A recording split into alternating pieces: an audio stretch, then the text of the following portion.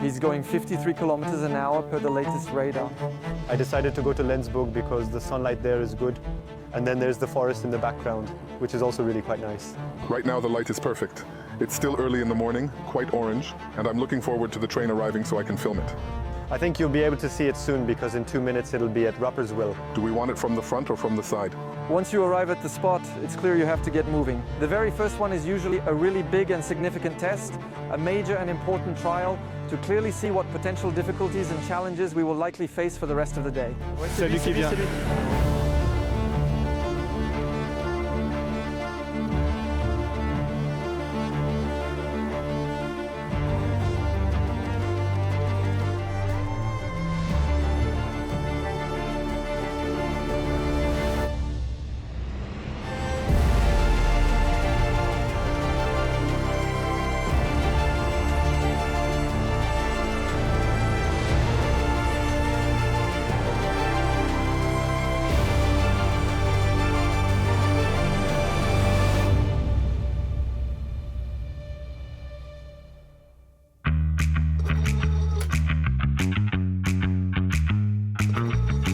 My name is Tristan, I'm 19 years old and I'm passionate about trains and a member of Rail 1.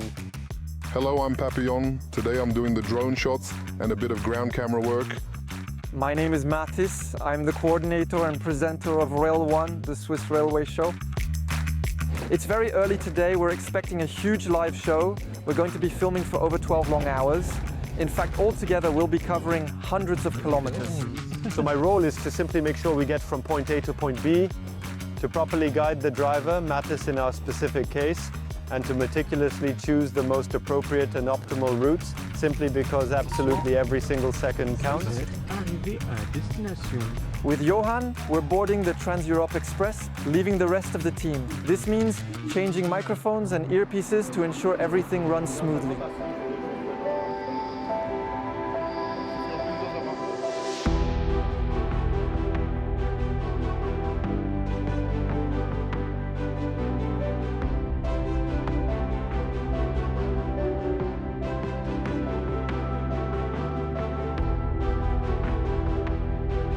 It was in 1957 that the captivating story of the TEE, the Trans-Europ Express, began with the impressive RAMTE-E1 train set, R for railcar, A for first class, since there was only this exclusive class throughout the train set, and M for its powerful diesel engine. The very first train, diesel-powered, elegant, but soon limited in its scope. In the long tunnels, it would suffocate. So Switzerland dreamed even bigger, and 2 years later, in 1959, it ordered a new generation of 100% electric, multi-standard train sets. The RAETEE2 was born. The small m is replaced by the small e, switching from a diesel engine to an electric one, and the 2 stands for the second version of these trains. It can run on all Western European networks without changing locomotives, a technical feat that created a link between nations.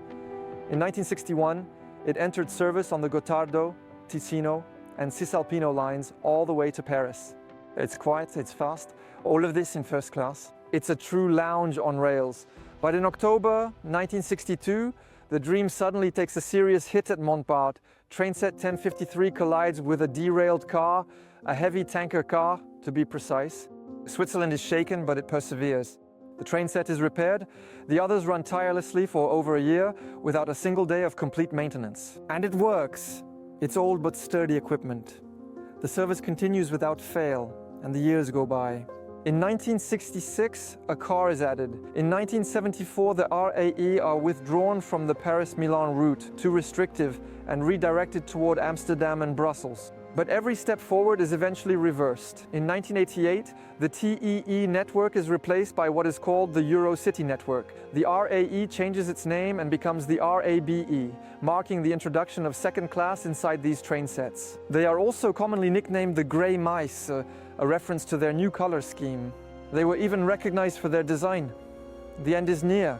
Between 1995 and 2000, all the train sets are retired except for one, number 1053. We're in that very train set. Today, it is carefully preserved by SBB Historic. It still runs in its original red and cream colors.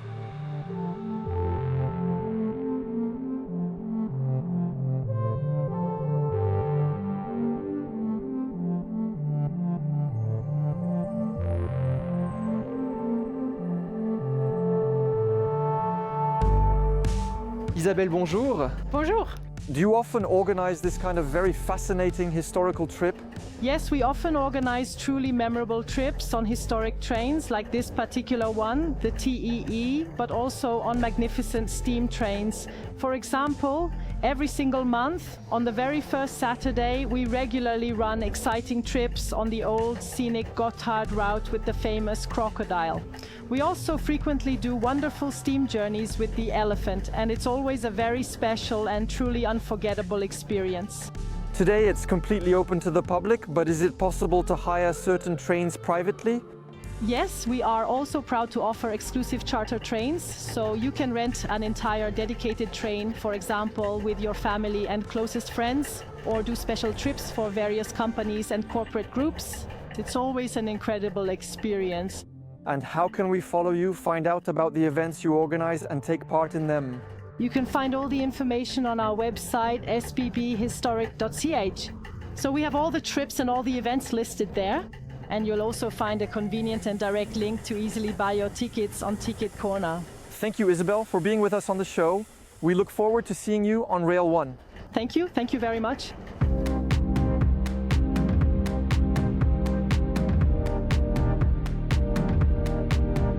So we're heading to Hendschiken. There's a curve after the station that's quite beautiful where you can see the whole train well. The light is good, no clouds. En vrai, c'est bien, il fait beau, pas de pluie. On aura même peut-être du soleil pour la photo. Ouais. J'aurais pas cru ça, j'aurais pas pensé ça. I'm really quite good with the drone, but I've actually never done any train spotting before, so I'm not too concerned.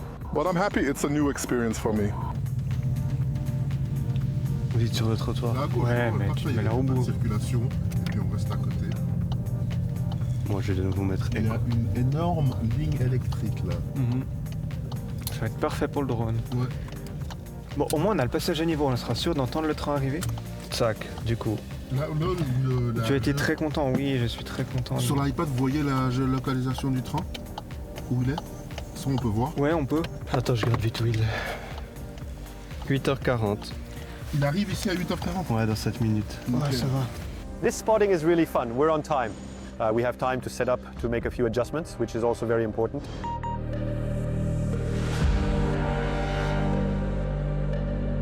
The hardest obstacle is navigating the high voltage lines because with the drone you can't really see them, which can really cause serious accidents. Attends, il va venir tantôt, il a 4 minutes d'avance. C'est celui-là qui passe? Ouais. Ah, Non, c'est un flirt. Ah, ok, alors c'est bon.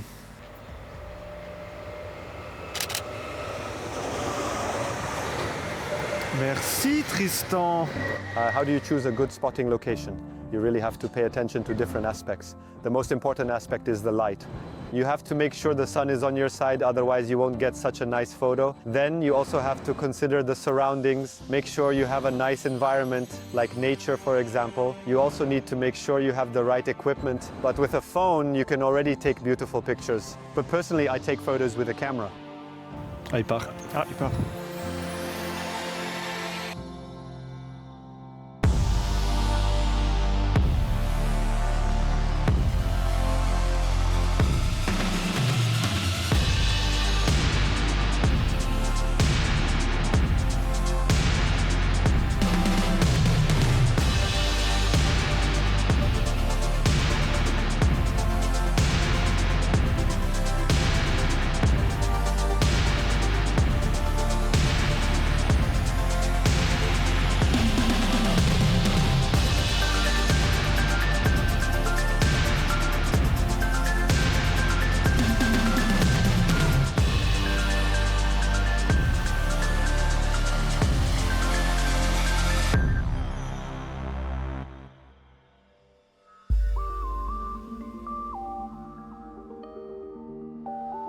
The RAE1053-2 is about 150 meters in length and weighs 296 tons.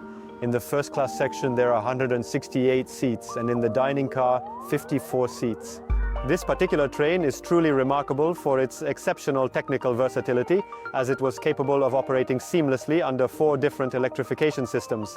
This remarkable capability allowed it to travel uninterruptedly and quite efficiently through several European countries, including, for example, Switzerland, France, Italy, the Netherlands, and also Belgium. The RAE1053-2 originally consisted of 5 distinct coaches, and then subsequently a sixth coach was added. There was a driver's coach positioned at each end, 2 compartment coaches, a dining car and a service coach. It could reach a remarkable maximum speed of 160 kilometers an hour, truly making it a very fast train for its time. The sophisticated voltage and frequency change system was fully integrated and entirely automatic, allowing these trains to adapt quickly and seamlessly when crossing from one country to another. This magnificent train truly embodies an era when Swiss railway engineering brilliantly combined cutting-edge technological innovation and European luxury in the service of international travel. My name is Max Funk, a dedicated locomotive engineer at the Zurich depot for 40 years. We are here right now in the TEE driver's spacious cab. Can you please show us the main and most important instruments? So to start with, the tachograph, which shows the speed at which we can travel. The maximum is 160 km/h, which is still permitted today. Here we control the traction force. This lever is for the direction of travel, and here is the brake to slow down the train. Here I can see how much current the traction motors are consuming, as well as the brake indicators. During your extensive career, you've had the opportunity to drive all kinds of trains. What truly sets the TEE apart from all the others? The contact you have with people, because the door is open most of the time and they might come in to ask questions. And you also need to know the lines better than today, because you have to take into account the climbs and descents in the way you drive. Nowadays, that's no longer the case. You set the speed to 80 and it runs at 80. Here, it's a bit more complicated. Knowledge of the line is very important. So you've been a mechanic for many years. You were already driving the iconic TEE back in the 90s. How does it feel to still drive it today after all this time? When people see it, photographers are always along the route. It's special, not just an ordinary train. TEE stands for Trans-Europ Express. Yes, I think it's special, especially the technology installed at the time to allow the train to pass through Chiasso without stopping and continue all the way to Milan. With today's trains, we stop and switch the power supply while stationary. Back then, we would pass through without stopping.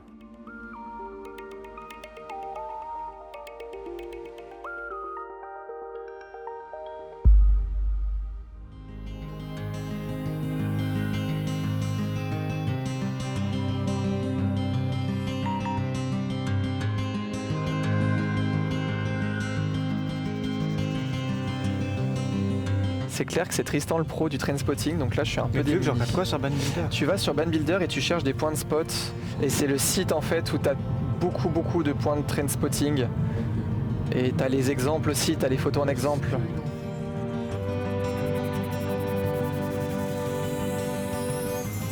Oh, c'est pas un chemin privé, hein. Ouais, si, quand même. Hein. Ouais. Tourne ici. Ouais, je tourne ici, on laisse la voiture et puis on s'en va après. Tu veux le filmer là, Evan? Je sais pas, soit là, soit de l'autre côté du pont. Comme Parce que sinon, je l'aurais suivi avec le drone, on l'aurait tracé à côté. On peut, mais moi je crois que je vais à 70 km/h ou 80 max. On essaye. Mais je vais le chercher un peu plus par là-bas. Ouais. T'arrives à me dire s'il n'est pas encore vers nous le train, hein? Ah, dernière actualisation, il est avant la courbe. Je le vois. Il est là. Tiens, Ça filme. c'est parti.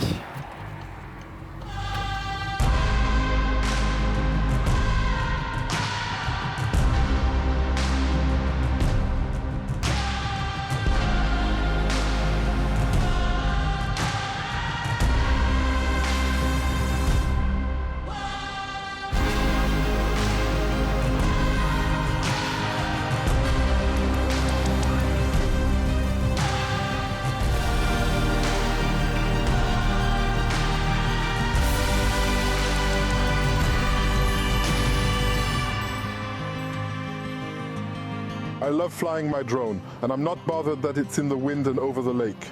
Those were the conditions today. On the other hand, I'm a bit worried because I'm piloting it from the car, and if I lose the connection between the remote and the drone, it could land somewhere I'm not familiar with.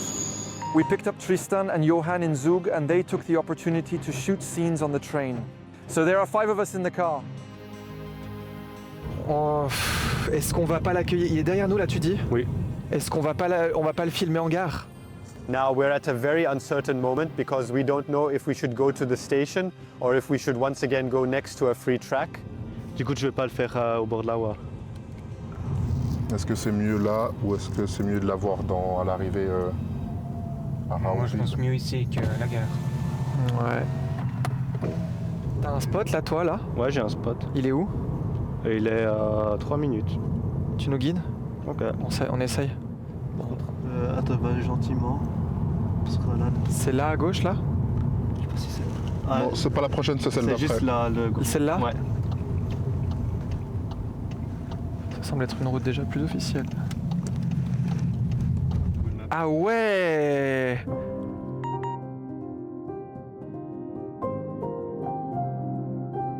Mais c'est pile là que c'est joli, hein.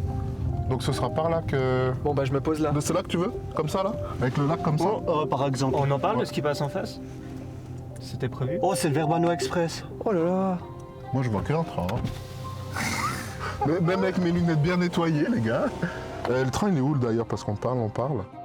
Since we are collaborating closely with S5-E Historic, they generously provided us with the detailed schedule, and thanks to that, we can better plan our day and choose all the very best spots. We also extensively use GPS trackers. There is one located in the Trans-Europe Express and another positioned in the accompanying car. We also have earpieces and microphones so we can communicate easily. Recule, recule, recule. Tout droit, tout droit, tout droit, tout droit, tout droit, tout droit, tout droit. On dirait les gars qui passent l'examen de moto, ils sont reliés comme ça avec le casque. Oui, c'est ça. Leur instructeur. Moi, je vais aller un petit peu plus loin le choper. Ouais. Mais peut-être là, c'est joli, je peux juste descendre comme ça de face avec le drone. Faut juste garder que j'ai pas de drone sur l'image. Ouais, mais en fait, vu que lui, il a déjà ce plan, je vais pas faire ça vu qu'on a la caméra. Et puis je pense que vu que le drone est quand même très en l'air, Tritri, tu le verras pas à toi. Non, hein. mais j'aurais pensé descendre comme ça, mais vu que... Après, Photoshop, hein. Lightroom, tu cliques dessus, intelligence remplacée. Voilà, les coulisses de Raywan. En fait, c'est que du Photoshop, vous saviez pas? On va voir ce que ça donne. Ok, il va arriver, je le vois. Il est là, ouais, je le vois. Il est là maintenant, ouais, dans la géolocalisation.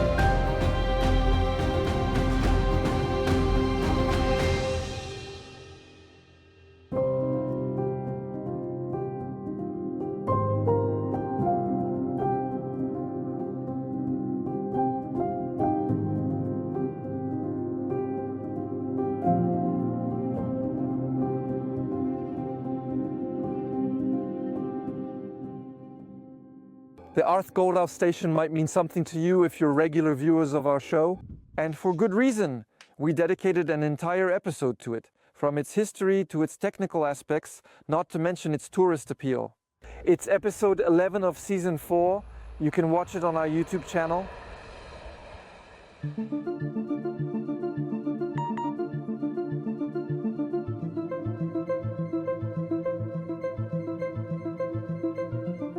After learning a bit about this train, we thought it might be interesting to talk with Mario Werren, the director of S5-E Historic, to better understand the role of this foundation in the Swiss railway landscape. Salut Mario. Salut Mathis. Comment ça va? Ça va bien, merci à toi. Merci de Bienvenue à nous bord. accueillir ici. Vas-y, Merci. installe-toi, je t'en prie. C'est ton train, hein, de toute façon. What is your role within S5-E Historic and what does it typically involve exactly as a director? My role is to lead a team of approximately 40 people who diligently work for S5-E Historic to coordinate the various activities and important projects we have. And of course, it is also essential to show up here and there on board the historic trains we proudly operate. It's also a significant role that involves implementing a strategy set out by the Foundation, putting it into effective action over the coming years to truly bring the S5-E Historic experience to life throughout Switzerland. S5-E Historic, as you just mentioned, is a foundation, but what exactly is its purpose? The precise purpose is to carefully collect, to meticulously maintain, and to eventually open it up to the public. So to make the historical heritage of the S5-E and the railways that preceded the S5-E accessible to the general public. How do you actually manage all this heritage from archives to rolling stock, and how does it really work? We have different units, we have various professions, and that's actually something very interesting because this foundation also employs both scientists who work in the archives and collections, as well as a maintenance center for trains in Olten, where a dedicated team takes care of the historic trains and maintains them.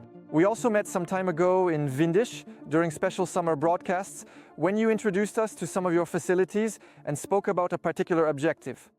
In French-speaking Switzerland, we had very little presence, and I also set myself the goal of strengthening this presence in French-speaking Switzerland to introduce the fascinating history of railways in Switzerland, and especially that of the SBB to the French-speaking Swiss. Now, will SBB Historic be more visible and present in French-speaking Switzerland in the near future? Absolutely.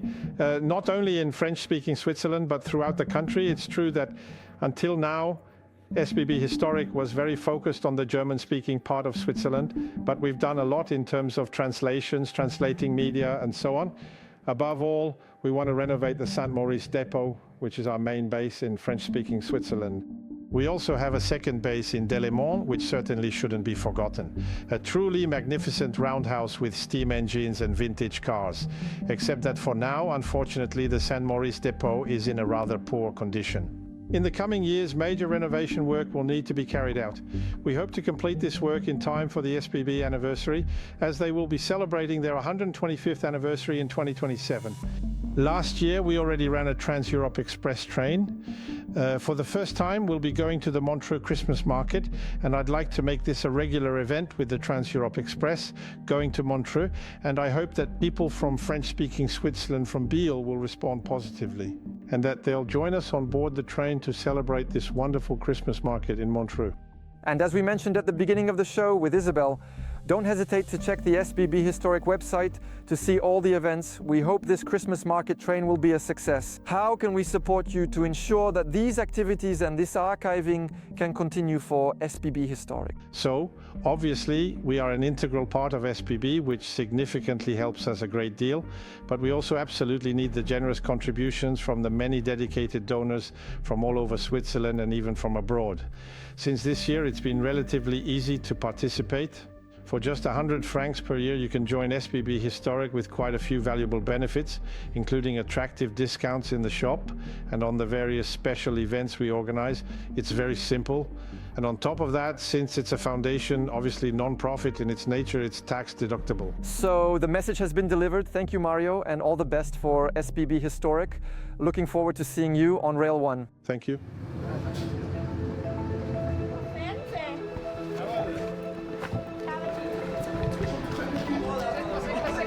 So now we're feeling a bit stressed because we're doing some careful maneuvering to get to the station. We then have to hurry to get to the car because we're going to take even more captivating photos of the train.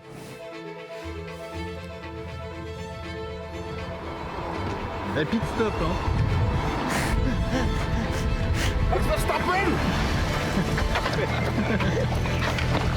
Le pit stop de malade. C'est bon, c'est bon, c'est bon.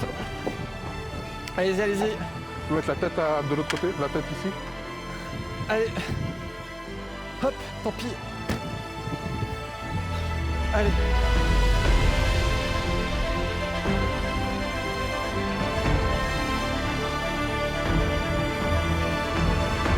We're really a bit lost, but we have to find it. We just have to. This is the last one of the day. We have to enjoy ourselves and get some great shots of this Trans-Europ Express one last time.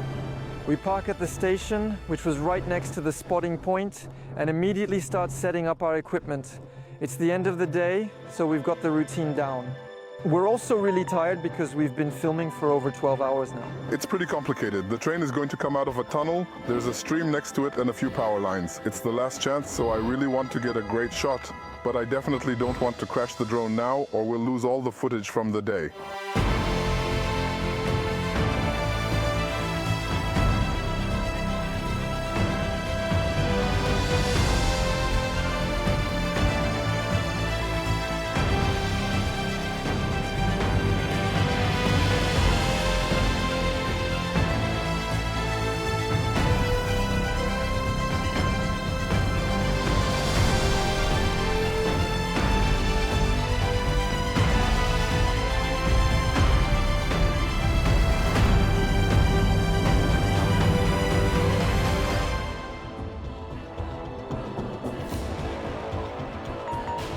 There was some stress, but I still had a lot of fun.